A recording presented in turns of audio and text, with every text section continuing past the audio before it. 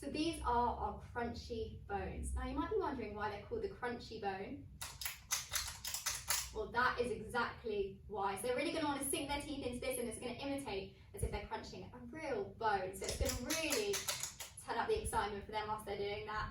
Now, one of the great things to this is the texture on either side of the bone. It obviously is shaped just like a real bone, and you have the bubble texture either side, which is going to help massage their gums.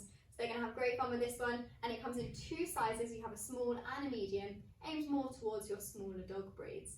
Now you can find this online at PetLondon.com or from our London showroom.